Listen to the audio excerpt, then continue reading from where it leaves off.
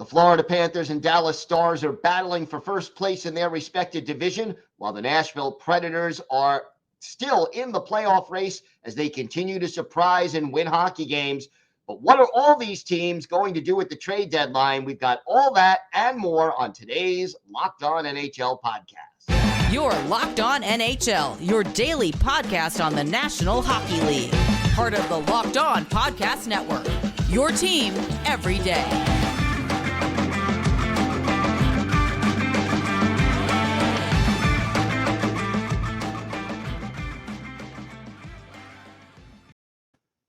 And welcome, everybody, to the Monday edition of the Locked On NHL podcast, part of the Locked On Podcast Network, your team every day.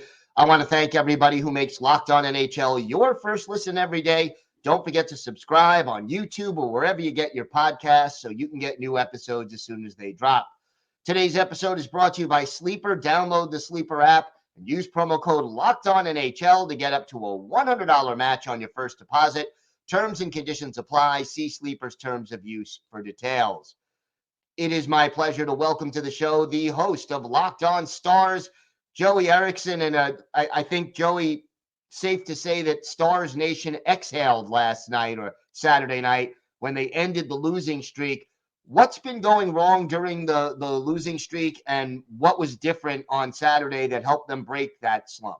Yeah, it was a multitude of things during the losing streak. Of course, they're dealing with a lot of injuries to some key pieces, especially on the back end. Guys like Jani Hakanpää and Nils Lundqvist, who, of course, are two defensemen, but they're two right-shot defensemen. So Dallas has had to kind of throw some lineups together here recently. And even in the losses, look at New York, the Rangers, and Boston. They played extremely well, and for my money, outplayed both of those teams and just came up on the wrong side of the result. So there was positives moving forward until that game against Ottawa on Thursday night, where they just kind of laid an egg, and that was a bit more concerning because the effort just wasn't quite there. But they really picked it up here against Carolina, a really gritty win. Of course, there was a lot of noise and hype around their prospect, Logan Stankoven, who got called up. It was great to see him in action.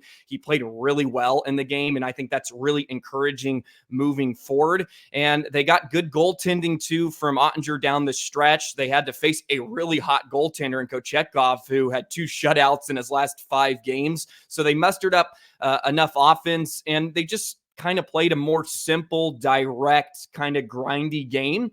And you kind of have to do that at the end of a long road trip that they lost the 3 previous games. They needed 2 points, and they got them. And under Pete DeBoer, since he's been at the helm with the Stars, they haven't lost more than 3 games, or I think they haven't lost 3 games in regulation in a row before. So they find a way to end some slumps. You mentioned the injuries. What is the timetable for the return of these players, and how will the team cope with that situation until then? Yeah, so we haven't got an update yet on Tyler Seguin. He was a bit of a surprise yesterday. He's out with a lower body injury. He had to fly back to Dallas to actually get it checked. So we'll find out more here today, and hopefully he'll be all right, because he's been part of the best line for the Stars all season long with Matt Duchene and Mason Marchment. For him right now, who's stepping into his role sort of, has been Ty Dellandrea and then Logan Stankoven, who they've called up and kind of recalled and thrown back down. They've been playing gymnastics with the Texas Stars down in the American Hockey League. On the back end, they're just forced to go to Derek Pouliot right now, who's another AHL guy from the Texas Stars, but does have over 200 games of NHL experience. So he does bring some veteran presence in a way, but it's certainly not ideal on the back end for Dallas, because we knew coming into the year they were slim on their depth at that position. And they're kind of at a point where this was the situation you didn't want to run into, where you have 2 injuries to guys on the back end. So they're doing their best. And unfortunately, a guy like Nils Lundqvist, who took a really bad hit up high against Nashville a few weeks ago, not much of a timetable on his return. Hakanpää is probably closer to returning than Nils. But no sort of timetable yet from the Stars, but I think Hakanpää is on the verge of coming back since they've moved Pouliot back down a few times. So hopefully the end is near with all the injuries. One thing that this team has had all season is balanced scoring. You have 7 players between 18 and 23 goals on the season, which is pretty impressive. Talk to me about the way this team works with that balanced scoring and why it's been so effective. Yeah, I mean, it's something all Stars fans have been clamoring for almost a decade. It feels like depth. Well, what every team is searching for, right? Is depth. And the Stars finally got it. And you have to give a huge credit to Matt Duchene.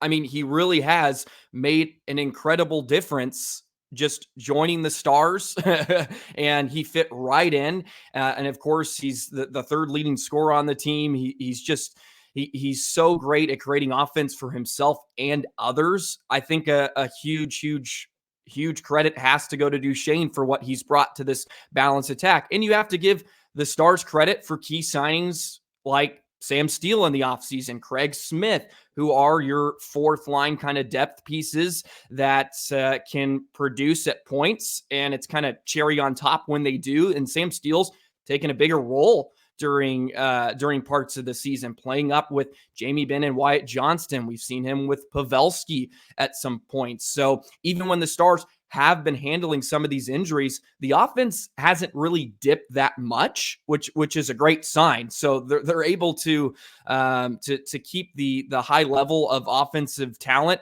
just because they do have a plethora of options. It's not just one guy. And Robertson, who was almost a 50 goal scorer last year, hasn't had that quite of goal scoring touch this season, but he's still the leading scorer and he's still doing a lot. But he doesn't have to shoulder most of that load. And I think that will bode well come playoff time is what you would hope, right? When it really matters. Tougher to key on one line or one player that way. So the trade deadline is now roughly 2.5 weeks away. What do you expect the Stars to do? And do they have the cap room to maneuver very much come trade deadline time? Yeah, they don't have a ton, and that's kind of the nature of being a good team in the National Hockey League too. Just no team has cap space unless you want to do the Vegas route, and you can maybe muster up some by using LTIR.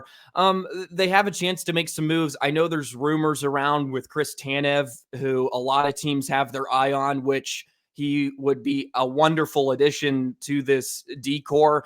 The Stars may need some help from Calgary, and I think from a lot of teams where they may have to retain some salary. And I think that's just what it has to be moving forward. But I would expect the Stars to key on a D-man, whether that's Tanev or whether that's anybody else. I mean, for my sake, I don't really care who it is. You just have to grab some bodies to fill some holes and make your defense stronger. That's the weakness of the Stars. And it's been a combination of goaltending and team defense. If they can get more consistent goaltending from Jake Ottinger down the stretch, which we're starting to see some signs of that, and if they can clean up in front of them and have a more formidable D core, they're going to be just fine because they have the offense, as we've kind of talked about. I think you just got to plug in some holes without being too desperate, right? And I think teams kind of have to find that balance of not going overboard. But I think for the Stars, where they do have some really good young talent, especially offensively in the American Hockey League, you can't be afraid to maybe give up some picks from here on out. They've shown that they can really find some great players late in rounds anyways. I mean, Stankoven's a second-round pick, and you look at Jamie Benn from years ago. So they can't be too afraid to go out, maybe give up some assets, because you've seen teams around the West, especially, they're going for it. Vancouver, they're making their teams better. And I think the Stars will make a move. Jim Neal has shown that ability to not be afraid to do that. And hopefully they do. And they give themselves a real good shot here come springtime. All right, Joey, why don't you tell our viewers and our listeners where they could find the podcast and where they could find you on social media? Absolutely. Locked on Stars. You can find us on YouTube, of course, wherever you can get your podcast. You can follow Locked on Stars on Twitter, or it's X, whatever it is. You can follow me as well at Joey the Jet 19. Just throwing a bunch of stuff out there, including some of my own work, doing some play-by-play. So, All right, Joey, thanks so much. Absolutely. Thank you.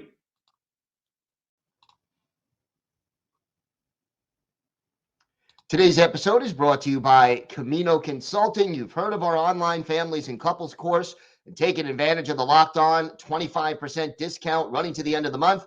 But what about the live seminars? In both sport and business, the challenge of differentiating candidates and recruits is an endless battle. Everyone can demonstrate their measurables and qualifications, but we all know that it is the intangibles that matter when those things are similar. Contact Camino Consulting for their team and management seminars to get a peek behind the curtain and watch your next recruiting class or hiring group become one of the most effective you've ever seen. Because you identified the right candidates and because you learned how to communicate and motivate them in accord with their own preferences.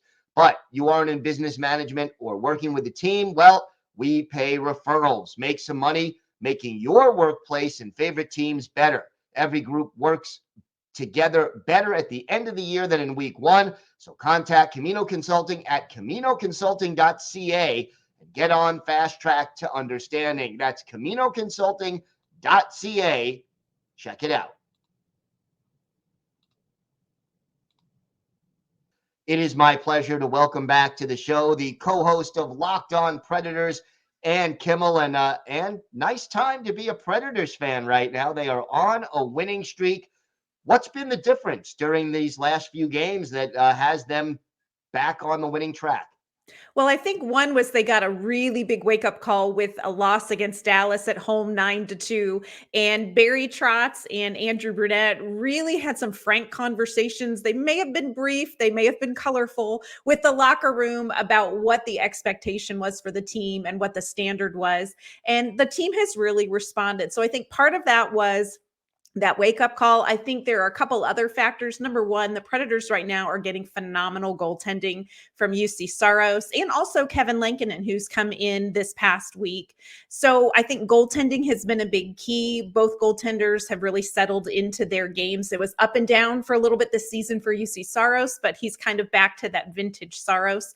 Another factor that I think has been really helpful for the Predators is they have been going with consistent lineup. And for much of this season, Andrew Brunette has kind of tinkered with the lineup, especially with some of these young players who, when they were struggling, he would maybe set them out for a game. And he really hadn't nailed down lines that really had some chemistry. But over this win streak, he has started 4 consistent lines, and you're seeing that chemistry build. So I think there's a couple of little things that have come together to really lead to some success for the Predators right now. Is there one or two players who have been on a little bit of a hot streak that have been catalysts for this winning streak? Yeah, actually, a couple of players have been so close to breaking out this season, but hadn't gotten there and finally are. One of them is Tommy Novak. And Novak started the season pretty well, had an injury, and then really struggled to get back to his game and to kind of settle in and find chemistry with his line mates. But he has 9 points in his last 9 games, including 4 goals, generating a ton of chances with his line mates, Luke Evangelista and Mark Jankowski. Luke Evangelista is another young player that's kind of playing with a lot more confidence, a lot more swagger right now. And it was one of those things where he wasn't having a lot of success scoring, maybe getting a little nervous about that. But once he found the back of the net, I think he's settled in. And so you're seeing some of these younger players getting more and more comfortable playing these NHL games and building chemistry with each other. With a young team, confidence is always a big part of success. How confident do you feel this locker room is that they can really make the playoffs? I think there's a lot of confidence in this locker room. And I think it was a confident locker room even when they were kind of struggling. I think that these players have felt like we have the right pieces to exceed expectations. And I think they felt like if we can just get a couple of things together, we're going to kind of reap the benefits of what we have. And we're seeing that now. And it is a confident locker room, which is surprising. Because like I said, nobody really expected much of this Nashville Predators team this season. But I think right now they're very focused on making the playoffs. And I think they feel like they're a team that deserves a chance to make it into the postseason. one thing that's sort of been an issue for most of the season is special teams haven't been very consistent, as I can see by your reaction. Talk to me about that. Have they been better over the winning streak, and what changes, if any, have been made in those areas? Yeah, special teams has been really rough for the Nashville Predators. And that's one of the things, like, you have to have special teams if you want to be successful in getting into the postseason even.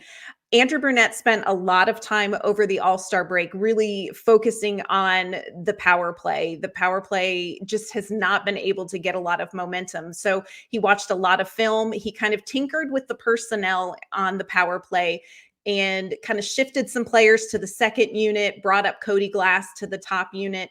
And it's made a little bit of a difference. We're seeing at least a lot better chances. We're seeing more zone time on the power play.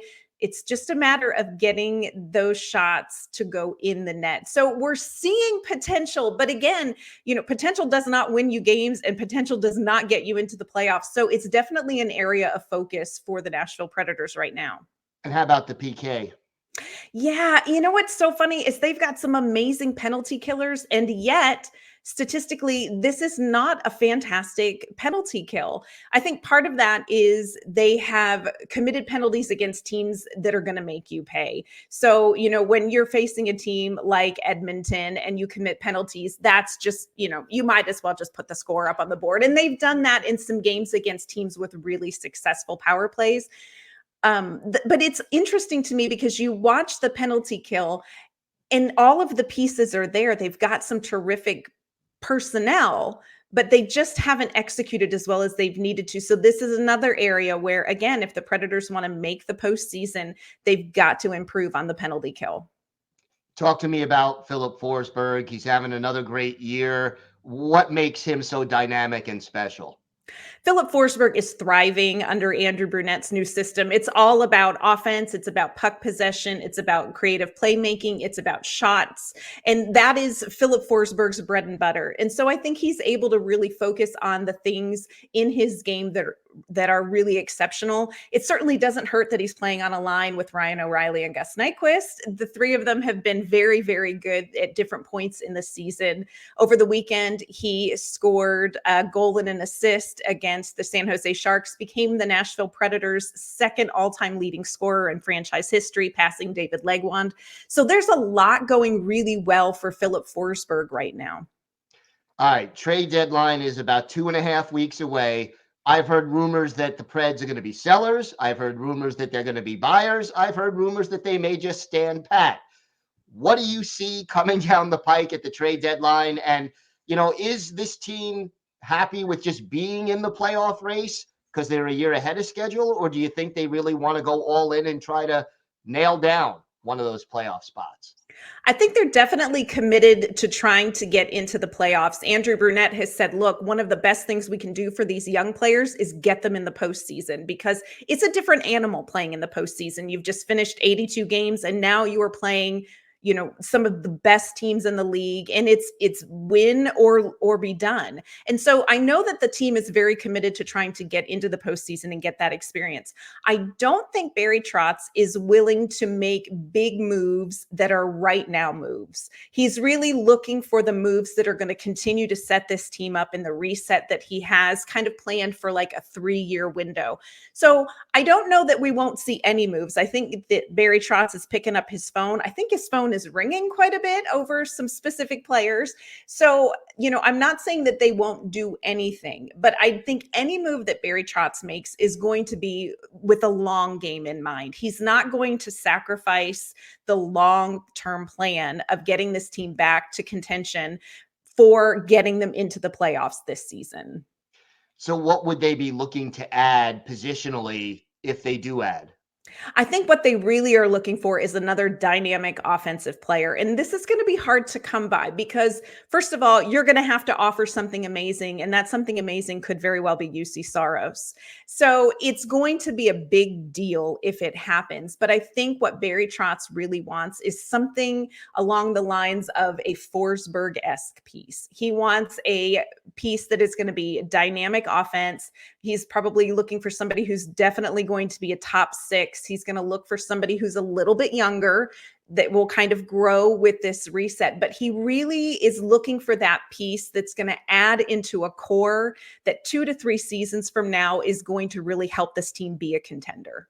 So not a rental, obviously. He's looking for somebody who's going to stick around. Yeah, I think he's looking for a long-term piece. If he can get it at the trade deadline, I think he'll absolutely pull the trigger on that. But I think he is keeping the long game in mind.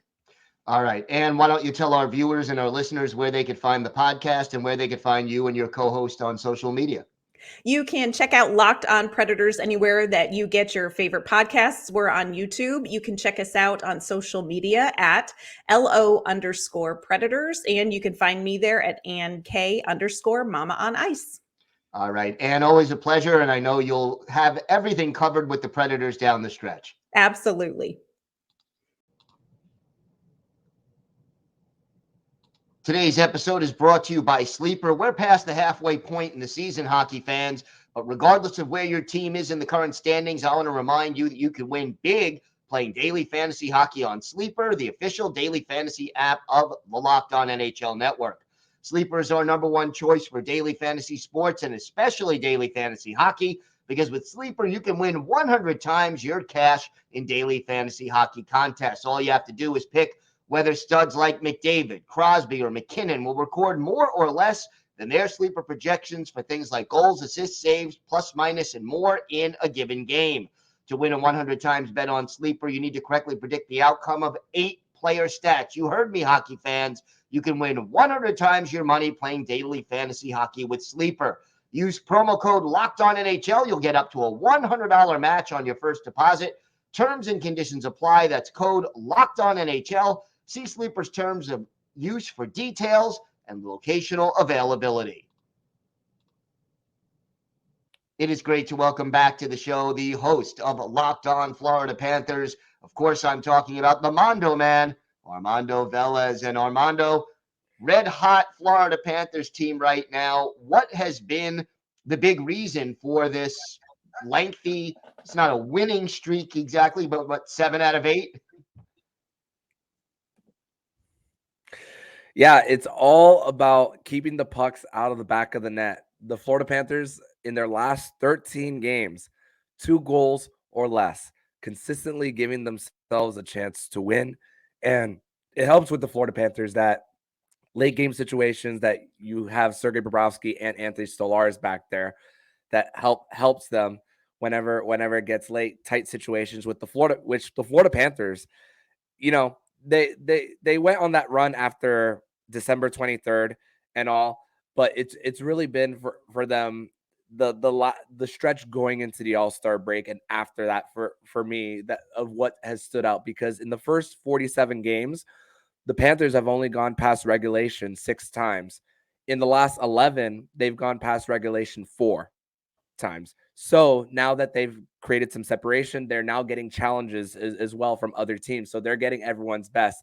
And the standard has also changed in South Florida as well with the winning for the Panthers, because in the last 3 games, 2-1-0 in those, the games in which Paul Maurice was satisfied, the only one was the one that the Florida Panthers lost against the Carolina Hurricanes, which a goal was scored with 20 seconds left. And then the game against Ottawa, not really satisfied with their game after blowing a 2-goal lead, and then 2 unanswered against the Washington Capitals after taking 1-0 lead, where the Florida Panthers ended up winning that in overtime as well. So it's kind of a little bit of a standard change for the Florida Panthers as well in the last few years of this franchise for the Panthers. And I mean, they're coming off an 11-game road winning streak that just ended Thursday night. Top penalty kill on the road. Anthony Stolarz has the best GAA of goalies on the road as well this season. They're getting it on all fronts. And even though Sam Reinhart is on a 6-game goalless streak, he is on fire on the power play and on the PK as well. Him and Barkov play heavy minutes there for the Florida Panthers. So it's just been a contribution. And also Matthew Tkachuk, leading point getter since the calendar flipped to January 1st.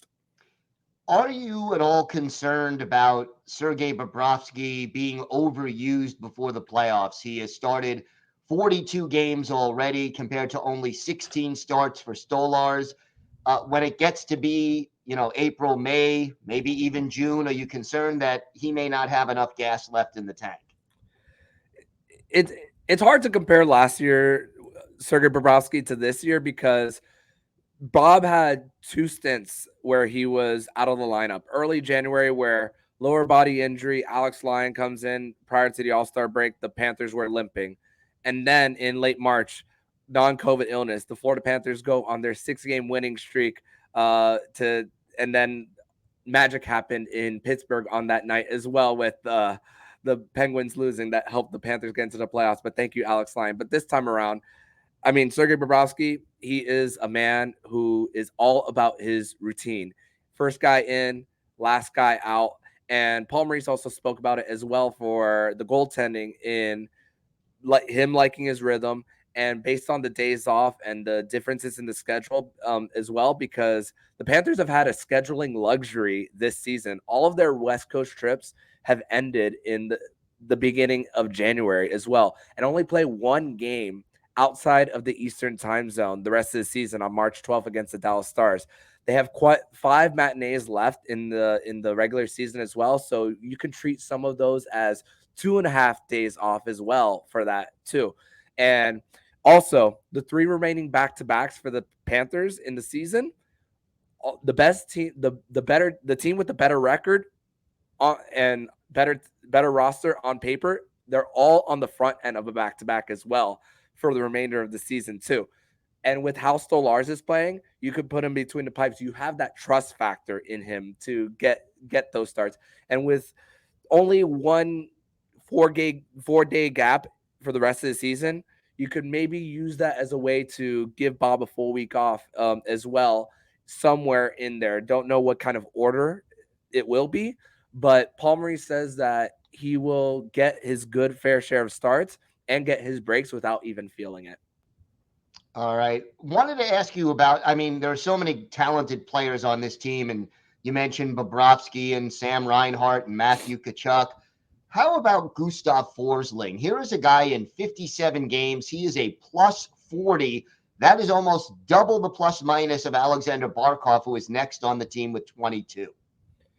Yeah, Gustav Forsling is a guy who plays in all situations. I know plus minus is an even strength stat, but excuse me. But Gustav Forsling is just him and Aaron Ekblad, especially just because look at Aaron Ekblad's plus minus. He missed the first 16 games of the season, and his plus minus has already caught up to Alexander Barkov. Yeah, I know defensemen play more minutes and all, but still, the fact that pair has been able to be responsible in their own zone, battle for the puck in the corners, and more importantly, they're able to break the puck out of their own zone quickly, protect the middle of the ice, which the Panthers, that's really their bread and butter, protecting that middle of the ice and the shot suppression for the opposition as well, of suppressing shots as for the Cats. So that's been really helpful for that pair of Gustav Forsling and Aaron Ekblad. And man,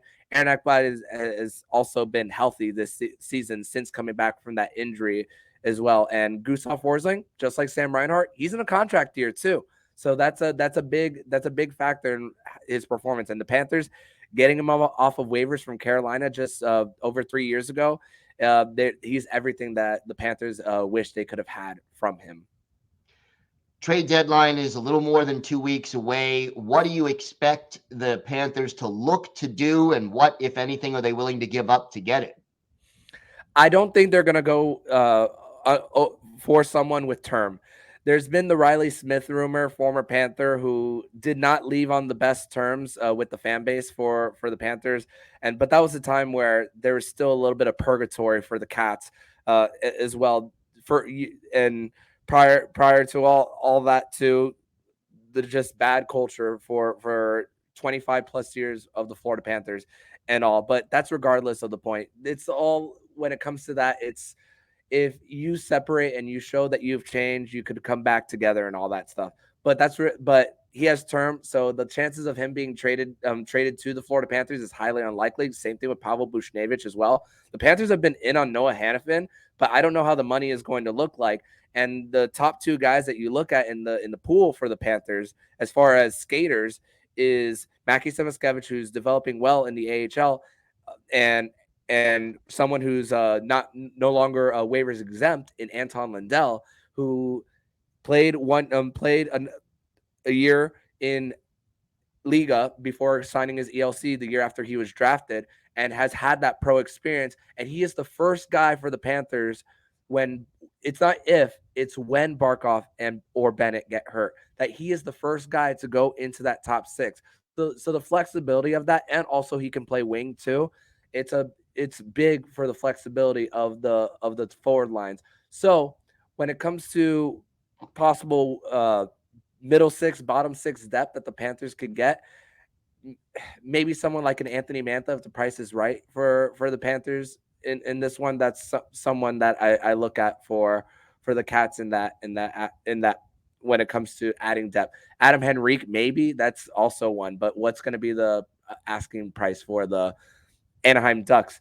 Because the Panthers don't have a first round pick until 2026. So they could do something of a third round pick in this year and a fourth round pick in another year. Spread them out so you can still have your contending window, bring guys in, and still develop guys, because this is the window this is what Bill Zito did when he decided to go all in back in 2022 when they did win the President's Trophy. Now, you had to slow down a little bit when it comes to buying. I still think the Panthers are going to be a buyer, but it's going to be smart with what they do when it comes to buying. All right, Armando, why don't you tell our viewers and our listeners where they could find the podcast and where they could find you on social media? They can follow me personally on X at MondoMan12. You can catch everything when it comes to the Florida Panthers, not only for Locked On Panthers, but I'm also writing for the Hockey News Florida at the Hockey News Florida. The hockeynews.com/Florida. You can catch my work and David Dwork's work as well there. And also you can catch the Locked On Florida Panthers podcast anywhere you listen to podcasts and on YouTube. And you can follow the show account on X and Instagram at LO_FLA Panthers. All right, Armando, thanks so much. Always a pleasure. Thank you as always, Gil. Locked On has launched the first ever national sports 24/7 streaming channel on YouTube, and now it's also available on Amazon Fire TV in the free Fire TV channels app. Locked On Sports Today is here for you 24/7, covering the top sports stories of the day with the local experts of Locked On, plus our national shows covering every league. Find Locked On Sports Today now available on the free Fire TV channels app. I want to thank my guest, Joey Erickson of Locked On Dallas Stars, and Kimmel of Locked On Predators, and Armando Velez of Locked On Florida Panthers for joining me today. I am Gil Martin. I host the Monday edition of the Locked On NHL podcast, and I co-host the Friday edition along with Rachel Donner. I want to thank everyone for making Locked On NHL your first listen every day. Remember, everydayers, we are back every day, Monday through Friday, bringing you the biggest stories from around the National Hockey League. So make sure you join us for that. Until then, have a great day, everybody. Stay safe, and thanks for listening to and watching the Locked On NHL podcast.